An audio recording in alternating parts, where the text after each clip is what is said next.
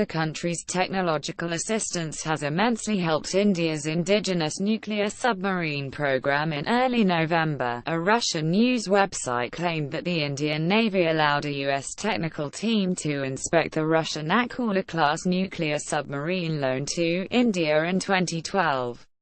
Although the report turned out to be false, the issue raised eyebrows in strategic circles for two reasons. First, it brought into focus Indo-Russian cooperation in the domain of nuclear submarines. India is the only country in the world to have operated a nuclear submarine on loan from a nuclear weapons state, and Russia is the only such state to have leased one. The history of their cooperation on nuclear submarines has, however, been shrouded in secrecy. Second, it highlighted potential strains in Indo-Russian defense ties against the backdrop of New Delhi's growing strategic closeness with Washington.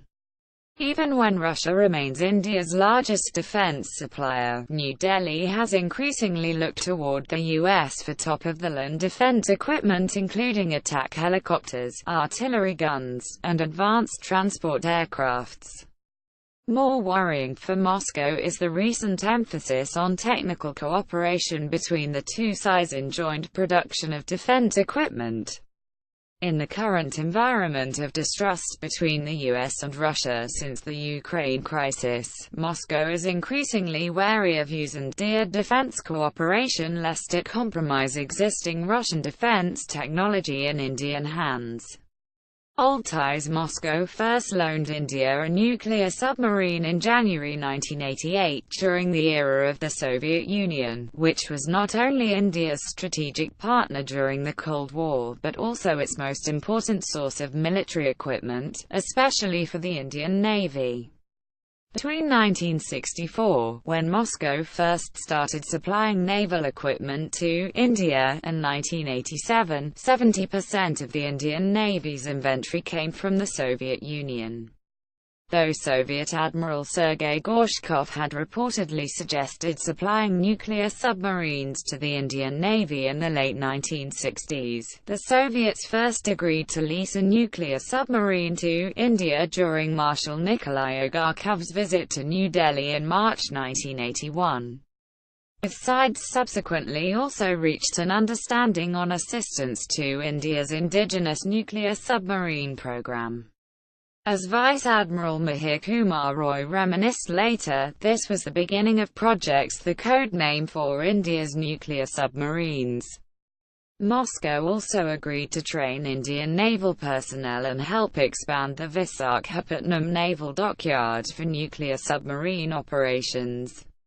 In October 1986, the Soviet Politburo confirmed the lease of a submarine.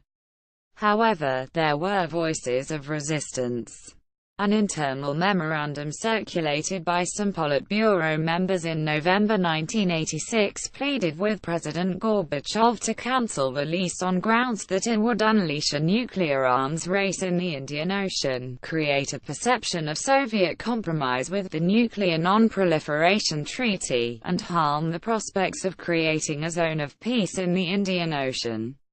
The memo also expressed fears that, in the process of the use of the nuclear submarine, a succession of technical data about the boat systems, and also partially about the external parameters of the benchmark Bazovoy of the nuclear power plant for our nuclear submarines, will fall into the American hands. Gorbachev did not heed these voices and the transfer was officially completed in December 1987. However, a special service group SSG of the Soviet Navy accompanied the Soviet nuclear submarine K-43, rechristened Ind's Chakra by the Indian Navy, when it sailed for Visakhapatnam from Vladivostok in January 1988. The SSG's mandate was not only to help with the smooth operations of the boat but also to ensure that no technical parameters were leaked during the period of the lease. That the Visakhapatnam naval base was completely out of bounds to Western navies also helped assuage Soviet fears. In fact, during the Cold War, a division existed between the Eastern and the Western Command of the Indian Navy, with the Eastern Command primarily dealing with equipment supplied by Moscow.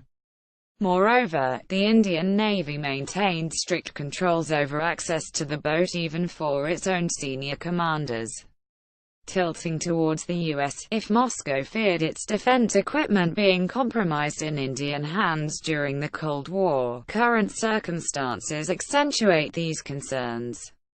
From being an exclusive preserve of the Russian defense industry, the Indian Navy is increasingly looking forward to American hardware.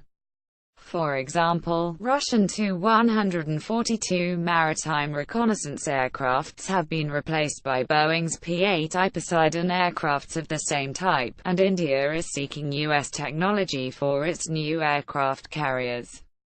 India conducts its most high-profile naval exercises, the Malabar series, with the U.S. Navy, with an emphasis on joint operations.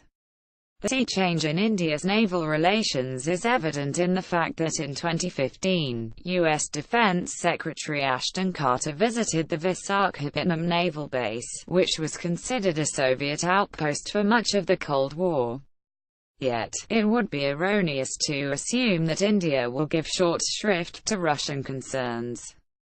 On the contrary, India acquiesced in a Russian naval group accompanying the Akula-class nuclear submarine loaned to India in 2012, and the same will be true when India next borrows a boat, negotiations for which are currently underway.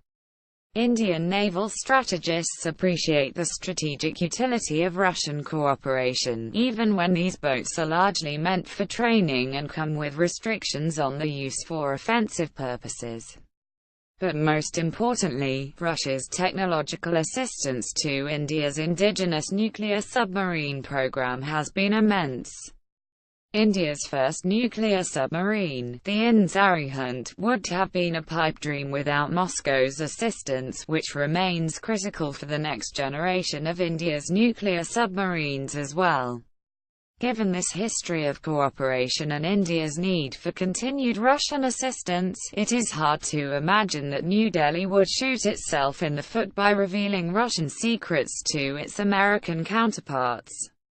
In fact, the reluctance among the Indian defense services, including the Navy, on signing the Communication and Information Security Memorandum of Agreement with the U.S. partly emanates from such concerns.